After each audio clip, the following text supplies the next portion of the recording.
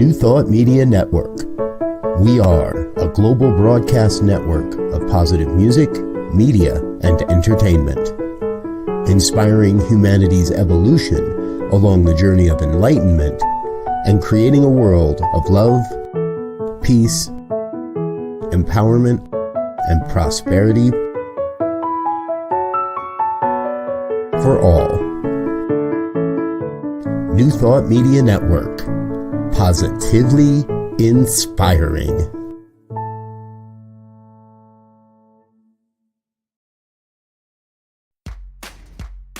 Welcome to Ministers Talking a weekly program where Rev BRZ and Rev Z and their guests chat about current affairs, world events, spiritual principles, and any old they want to talk about. Based on the New Thought philosophy and ancient wisdoms, Ministers Talking shares a visionary perspective of the evolving spiral called spiritual living. Join us each week as we explore the emerging paradigm of life on planet Earth and beyond.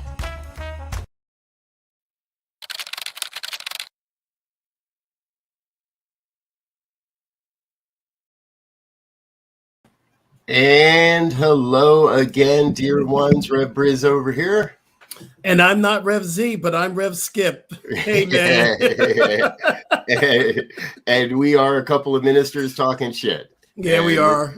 Happens every Friday morning here on the New Thought Media Network, 7 a.m. Mountain Time. Yes, Rev Z is off today and off on a ministerial mission in the middle of a big drive this morning. So our great friend Rev Skip agreed to step in and support this morning. It's been a while since you've been on the show, so it's good to have you back, Skip. Thank you so much. I miss being a part of this network, but we really don't ever go away. We just take a little sabbatical, we do something else, and so I'm back here. Thank you for letting me sit in for Rev Z. It's my honor and privilege. Absolutely. I live fairly close to Mile High Church, and we've got a saying around Mile High: once a mile higher, always a mile higher. So I love that. New Thought Media Network is in your blood. I know Thank that, you. and we're in your prayers. I know that. So thank you for that. And we're going to keep knocking on the door. You'll be back. I'll be back. I'll be back. Folks, if you don't know, Rev Skip had a great program with us for several months of interviews. Those are available in the archives on our YouTube page, and if you scroll way back in the videos on Facebook, not an effective way to do it. Check out our YouTube page. Do a quick search for Rev Skip. You're going to find all kinds of great stuff. Skip is also the senior minister at the Center for Spiritual Living, Fort Lauderdale in Florida. Yeah. A meditation teacher on Insight Timer, yoga guru, and a world traveler. You had a little vacation recently. I did indeed. So Skip, fill us in. You've been in Florida now long enough to maybe know better. And tell us what's up. Is it okay to say gay? Well, it's so funny that we were talking about this before we went live, that, Reverend Deborah Johnson both have told us that, the action, the spirituality that's being called forth is in Florida. And she's absolutely right. One of the things I'm learning more and more and more about why I'm here is to be the face of inclusivity, the face of love. I'm being an openly gay minister in a pulpit, and I speak that freely, but we live in a state that in the public school system, it is against the law to say the word gay. It is against the law to teach the critical race theory. It's against the law to really have anyone to feel like they are being excluded. So when we talk about inclusivity, it has this appearance to non-people of colors as we're taking something away from them. But we're just trying to get to the table and to speak from our hearts. And this have been one of the greatest challenges I've seen in Florida to date, is don't say gay. And we have people in our community, in our centers, that have two mommies, two daddies. They are maybe young gay teens themselves. And we don't have a place where you feel that you can be comfortable and be who you are, you have a tendency to move into a place of self-hate, self-doubt, and that's completely the opposite of what we're teaching in our centers. So that's what I'm seeing. And the reason why I'm here is to create a place where people can come and say gay and be loved, be embraced of who they are. Good. Yes. I love this idea. It not just an idea. I love that you're there doing the work. Doing the work. It's easy to armchair quarterback this one and sit here in beautiful purplish Colorado and blame this all on Ron DeSantis, or blame this all on Rick Scott, or blame this all on the MAGA universe. And right, all those folks are culpable. They're all directly responsible for where we're at. And as we were kind of chatting in the pre-show,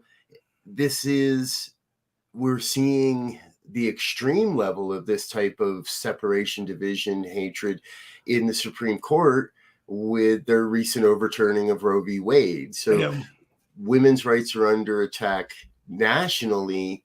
LGBTQ rights are under attack locally in Florida. How do we make sure that this doesn't continue? How do we keep this from spreading? I think that's a great question. And here's the thing, too. Understand this, that Judge Thomas has already said we're coming after gay rights next. And this is the agenda of a party that do not want people to have the same rights. What's very interesting is that for so long, and we've talked about this, it was illegal for a Black person and a white person to be married. Interracial marriage was illegal. So, and here we have Judge Thomas is married to a white woman. And so you're going to go after the gay rights and you're not going to go after any other rights. So that kind of boggles the mind. But what I do believe is that when we have to stop believing that things can not happen.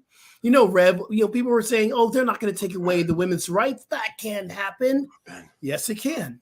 And it did. Or we were in the conversation of don't say gay, that won't pass. And guess what? It passed. It happened. So we have to start believing that shit like this can happen. It is happening. It will happen. And I truly believe that we come from a place of prayer first. We do our meditation, our prayer. We get ourselves prayed up. And then we got to get on our boots and get to the streets. And we have to make our voices known. Part of the streets is what you're doing here at the New Thought Media Network, having a conversation. We're putting it out there, and people will see this later on YouTube and on Facebook. And I'm posting from my page right now. I believe that people will get this message and they'll have a conscious shift. Yeah. And if I remember, you're doing a whole series, you said, I believe next month, called It's Okay to Say Gay. Yeah, well, we're doing a panel actually next week. We're doing a panel next week where we're bringing people in, mental health professionals, we're bringing in psychologists, and I'm going to be on the panel as well from a spiritual point of view about why it's so important that we can't not allow this to happen without bringing a solution for our young LGBT, young kids. We have to be able to create a space like the Center for Spiritual Living for Lauderdale, that they have a place where they can say gay freely and understand that they are loved and they're not just accepted, they're embraced and celebrated. I believe that when we create spaces where, okay, you can't say this in your public school here, but come on over here. Come over here. You're good. We must create that space. The other thing, too, I realized growing up as a marginalized child, it weighed heavy on my mind. How I thought about myself, how I felt about myself. I went through many bouts of depression because I didn't think my family loved me because I knew I was gay. Can you imagine what kids are going through today? Right. With this all over, and they're seeing rights being taken away from their mamas and rights being taken away from their parents, and you can't say gay. Can you imagine the pressure of a young LGBTQA plus youngster, what they're going through right now, going to high school, and what they're believing here in Florida? Is something we really need to create a space where we can talk about mental health and talk about what do we need to do to support this journey for our young people. Right. Now you're hitting in my heart, as a parent of a transgender teen and a gender neutral teen. This is something I think of every single day. And again, I live in Colorado, where we're pretty purple. People, even the red side of the equation is somewhat accepting and not overtly violent, not overtly aggressive. And the mental health has to be huge, because this must be like, you have a lot more experience than I do, but teens are in the closet by nature because they just don't know it's safe to come out. Right. Now it feels like places like Florida, they're saying, no, don't come, just stay in there. Stay in the closet. And matter of fact, we're going to padlock the door and slip a little food under the slot for you a couple times a week. That's what it feels like. And it's also very much like, and don't even talk about that you're in the closet, because, really, there is no closet. Let's pretend. And so it's very strange. But, this brings up another subject. I think mental health is one of the places that we really need to talk about, us all over the world. We have not really had the ability to talk about the importance of mental health. And one thing I began, and this is I teach very transparently. I talk about where I'm at from the pulpit. I freely speak about it. And this is the first year I actually have gone through therapy. I've never gone through therapy. I grew up and my mama would say, you don't need therapy. You got Jesus, my son. And, so Black people don't be doing no therapy. But it was so wonderful to get a different perspective. And mind you, I've always seen prayer practitioners. I've always gone to spiritual counselors. But having this, it's a different way of really seeing how your brain works. And, ideally, we're all saying the same thing. They're presenting it in a different way. But, and I joined a bowling league, and I haven't bowled in 25 years, but wow. I did it because I was working at the center, speaking on a Sunday, coming home in a very big home by myself, feeling lonely. And, my therapist said, you need just to get out and do something more than just work and go home. And then one of our members said, hey, you want to join a bowling league? And right now I heard the spirit within me say yes. And I got my ball. It's on Facebook. Y'all can see I got my ball. I got my shoes. I got my bag. I am ready. Thursday nights, I'm going to be in a bowling league, but I feel so good and excited about it. That's part of mental health. That's part of your self-care. Let's go bowl. Let's knock some pins down. Let's go bowl. Exactly. I love this, right? And folks, we laugh, we have a good time around this program, but this is serious stuff. Having a way, the social interaction, meaning a whole new social crowd. Having somewhere to, you can put your frustration into the bowling ball, and you're never going to roll a 300 every game. So you got to progress something to help you learn and really take your mind out of the pressures that come from, being a gay Black man in a predominantly cisgendered white conservative universe, and in leadership in a spiritual community.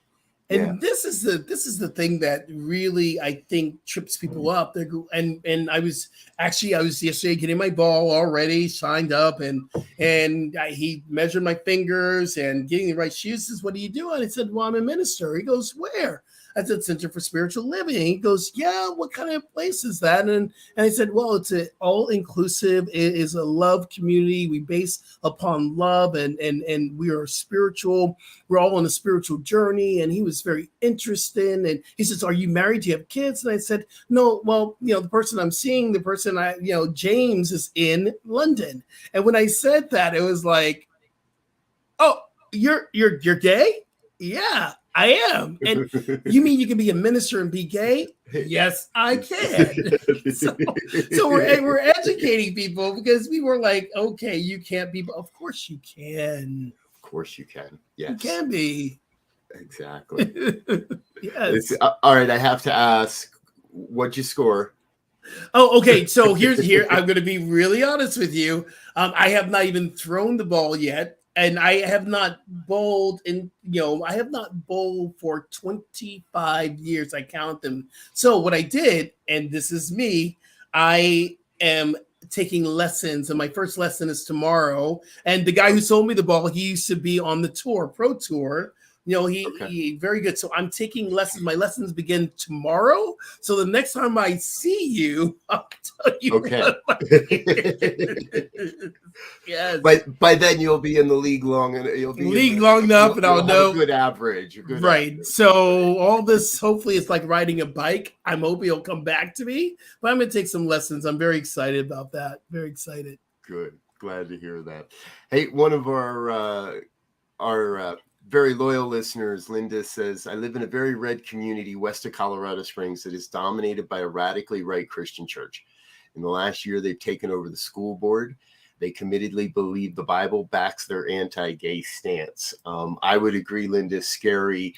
Very scary. This is actually one of the places where I think people in science of mind communities and new thought communities can actually really get involved is at the local level in school boards and other boards in places where we can bring an even tempered voice, perhaps, or an alternative perspective. My understanding is the Don't Say Gay bill or law in Florida actually does even outlaw the Bible. You can't. Well, it's very strange. Here's how they are wording it, is that they do not want any child to feel like they're not heard or they might be marginalized. But by doing that, they marginalize people. See, this is the scary thing about this. It's like you can't teach the critical race consciousness because you don't want a white student to feel uncomfortable. You can't say gay because we don't want a straight student to feel uncomfortable. But you're putting these stipulations into place that it automatically marginalizes anyone that looks like me or love like I do. And so this is the craziness of this law and what's happening. And here's the thing that I want our listeners and I want people to understand: the Don't Say Gay is not just in Florida. It's making its way around the South. It's going to Alabama next. These votes are happening. And so where we must be aware that this is I'm going to call it it feels like a plague of locusts that's starting to eat away from our rights. It's going slowly across the country. And there are places where we're feeling it more prominent and more immediate, which would be Florida, Alabama. It would be some parts of Georgia. We're feeling it, in places like North Carolina deeply. We're feeling it in South Carolina. We're feeling it in Louisiana. I mean, the South is really feeling this kind of, we're taking away your rights and you have nothing you can do about it, Texas. So we have to be aware and awake that this is happening. And we always go back to the spiritual answer to all this. And I truly believe it is prayer. I truly believe it is meditation. It is believing that we can make a difference, but we can't just do it in our homes. We have to get out there. We have to get our voices out there. I created a t-shirt, and you've seen that t-shirt. It's called Love is Love is Love. And it's part of my t-shirt line. And that was what we wore as a community. We marched in our Pride Parade this year, and we wore the Love is Love is Love. And we had straight people, we had gay people, we had trans, we had kids, everyone, our community as CSL Fort Lauderdale, we marched in the Pride Parade. And it was such a beautiful experience in the midst of Don't Say Gay. And we have our community going, we're going to say gay and we're going to celebrate it. It was a wonderful experience, Rev. It was so good. Yeah. Oh, I love that. I have that image now of, yes. And I have one of those t-shirts. I just wore it yesterday or the day before, actually. Yes, you do. Yes, you do. I was like, this morning I got up, I was like, none of my Rev Skip shirts are clean. Wait a minute. I can't wear a Rev Skip shirt this morning. Oh, man. But I think it is, I agree, absolutely agree with you. It's important to be seen and to provide and to do whatever it is, something different, something creative. I was in Chicago recently for an INTA conference, and one of the things we noticed is there was a very Christian church, but they had a drive-by prayer booth.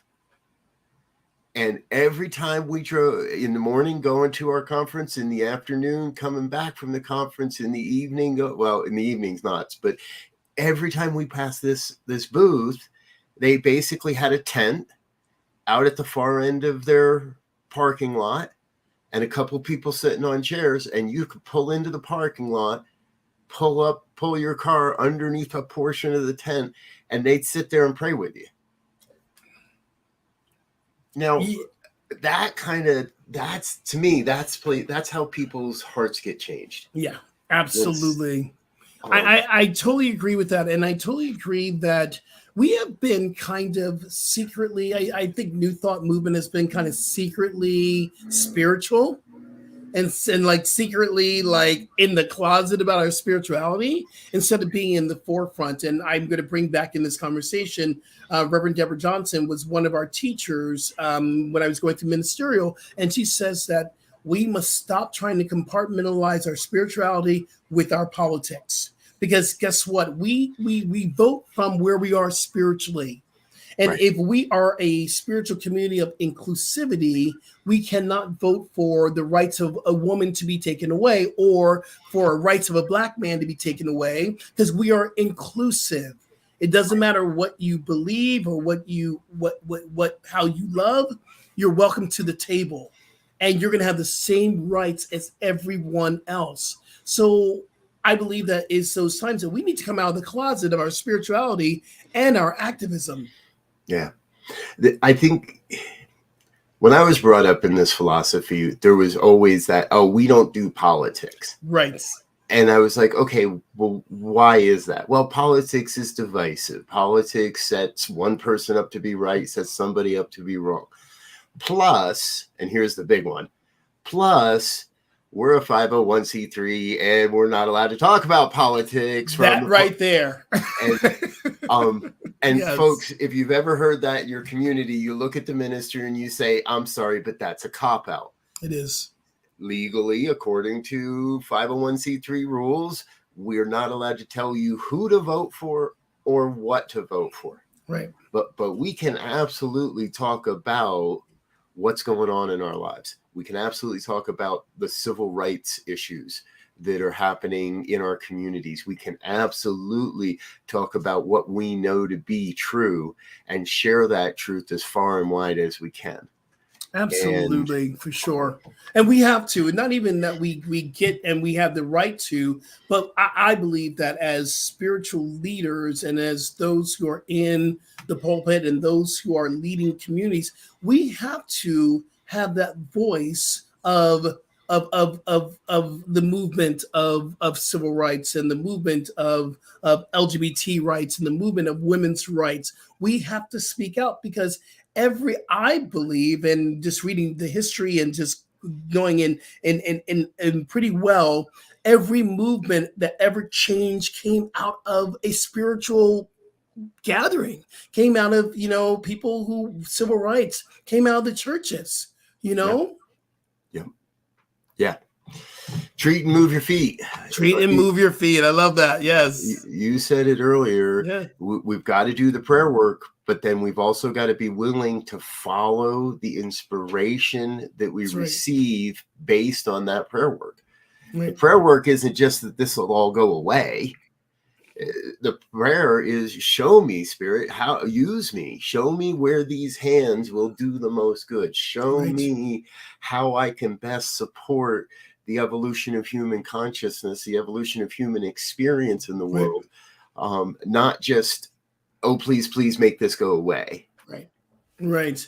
Here's the other thing too is that I truly believe that once we get into the mindset that we can make a change and we can be guided by spirit, it will come to us. It will come to us the next wave because I'm very sure, I'm very, very positive that Black Lives Matter came out of seeing a need, out of this anger that came forth. You know, the pain was pushing us until the vision pulls us, and that pain was pushing us to get into action again. And I believe that when we begin to be pushed by the pain, we take time to be still and have a vision to pull us. And I believe there is a new vision that's coming forth. And I got to say, I'm the first one to say, Rev, I'm not sure what it is. I'm not sure how we're going to get past all this, but I do know it's going to come from a higher awakening in our consciousness. Yeah, exactly. As you were, Black Lives still matter. And Black Lives still matters. Right. Trans lives matters. White lives matters. Life matters. Life matters. And people, I've had people say to me, well, why Black Lives Matter? Why? And I'm going, because of the fact that, because it was never ever stated. It was never ever looked upon as we mattered. So we had to step up and going, we Black and we matter, and stop killing us in the streets. And this was that. And we understand that all lives matter. And that's always the thing that I get, especially here in Florida, and the blue lives matter. And what about that? They're going, yeah, everybody matters. But let me tell you that we've never had a voice at the table. And we're here saying, guess what, y'all? We're here. And this is why we're saying Black Lives Matter. Right. Exactly. So, all right. Wow. If we can't say gay in Florida, can we say queer? Yeah. Well, hey, that I don't know about that. I think I need to do my research. What about queer? Lives matter. It's so funny, and I don't know if you've been reading this, but there is a new epidemic called monkeypox. Yes. Now, I get it and I understand, but once again, like the AIDS epidemic that we went through, we're being, the gay men and gay people are being placed as the blame of this again. And I'm going, okay, this is nature happening. I don't know where the monkeypox came from. I believe that it could have been smallpox. No one really knows. But the thing that they're saying now is this is caused by men having sex with men. They don't even want to say gay anymore, even the press. They're going, men who have sex with men.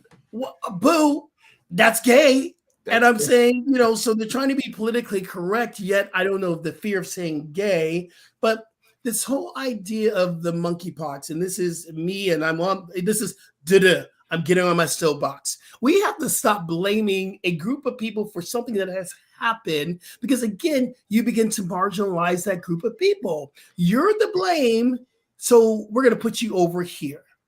We're not going to go through this again like we went through AIDS. We're not going to be the cause of this and the face of this. So don't give us monkeypox. Don't give us this. And I know I'm on my soapbox right now, Rev, and I know I can do it. But okay, hold on. I just got off my soapbox. I'm off. Okay. Well, then I'm going to get up on it. Okay, you get it. Yeah. Because I'm not a gay man. I'm the epitome of everything that we need to heal in this country. Gay, old white cisgendered guy. But the conservatives tried to do this with COVID, calling it the China virus. They're trying to do it again by passing this off on gay men. And it won't be long before we realize, wait a minute, that's actually got almost nothing to do with it. It's just, and just like AIDS eventually found its way into, quote, the heterosexual population as well. I'm sure this virus is going to find its way across the entire planet, just like viruses do. That's what viruses do. They're a living thing, and we may not like it, but let's not use public health as a means to ostracize and vilify an entire class of people. Right there. Yes. And truthfully, gay men are generally the classiest guys I know. So, let's not. and we have great fashion too, Exactly. Yes. So if we live in a world of Yeah. oneness, if we teach that we are a world of oneness, we have to be willing to back that up by taking the stand for our LGBTQ brothers and sisters, for taking Absolutely. a stand for people of color, for taking a stand for those that don't know any better yet, but are at least willing to say, I'm open to something, not just tear. This is my new soapbox. If you're not on this planet trying to build something, trying to promote something, trying to support and uplift something, you're wrong. Plain and simple. You're missing the purpose. You're missing the purpose. Why we are here and what we're here to do. You're missing it. And so if here's the thing, I truly believe that we are called here to come together. Our natural state is unity. Our natural state is oneness. And this is one of our principles. This is one of our core values that we teach at CSL. But there is an element of people that want to separate us because they want to control us. You be on this side, you be on this side, you be over there, you be over there. It's up to us as a people to come back together, to go beyond all this separation and you on this side and I'm on this side, because you can't take sides on a round planet. It's a round planet. One planet. So yes, there it is, folks. There it is. In a world where you can be anything, be united. Yes. Be part of the oneness. Yes. And yes. That which no longer serves will crumble and fall away. It doesn't need our help to tear it down. So and that's my new guide. If I feel I'm tearing something down or I'm ripping something apart or no, let that energy go and focus on what we can build. So get out and vote. So run for public office, whether it's a school board or perhaps a city council or something. Let your voice as a new thoughter, let your voice as a spiritual person be heard in the mix of all the voices that are out there. You get it. I believe that together we're much stronger than divided. So that's why I love coming on the show, man. Yes, and I do hope you'll come back again. I will. This is so much fun. This is a big yes. You let me know. And the next time, hopefully Rev Z will be on as well, because the last time that I was on with y'all, we had a really great fiery conversation. So I would love to hang out with y'all again. Absolutely. And I promise we won't go so long before the next invitation. I promise. Thank you. Thank you. Thank you very much. Folks, we're going to get out of here. It's a Friday morning on the New Thought Media Network. Yes. Please do know that we are continuing to run rebroadcasts of Be Your Own Hero with Sekou Wrights as he moves through his health challenges. But starting on the 29th, we're going to do something a little different. That whole week at 7:45, we're going to be lifting up our brother Sekou in prayer and explaining how we're going to take that program forward. So I invite you to join us for that. Today is Friday. We got a full broadcast day from Sekou Wrights coming up. Rev Melissa is back with a live show at 8:30. Of course, our normal morning prayers at 8:15. Later today, Rev B with Just One You is on at 1 o'clock Mountain Time. I'm back at 5 o'clock with the good news. Pastor Michael with the fireside chat at 6. Prayer time at 8:15 evening as well. This station just keeps filling up, and we love that you're a part of it. So thank you. Thank you for being a part of what we do here. We're going to get out of here, and I've got one more little quick thank you we're going to say on the way out. But until next time, we wish you peace and richest blessings. Jesus. On behalf of everyone at New Thought Media Network, thank you for being a member of our virtual family. Your financial contributions help share the New Thought message with people from around the world. Please visit and contribute at www.ntmedia.org/donate. New Thought Media Network. Come be you. And please like, share, and subscribe. Until next time, peace and blessings. And thanks for listening to this week's episode of Ministers Talking. We'll be back again next week with more commentary on current affairs, world events, and any other our ministers want to talk about. And if you found value here, please share our with your friends. Until next time, peace and blessings.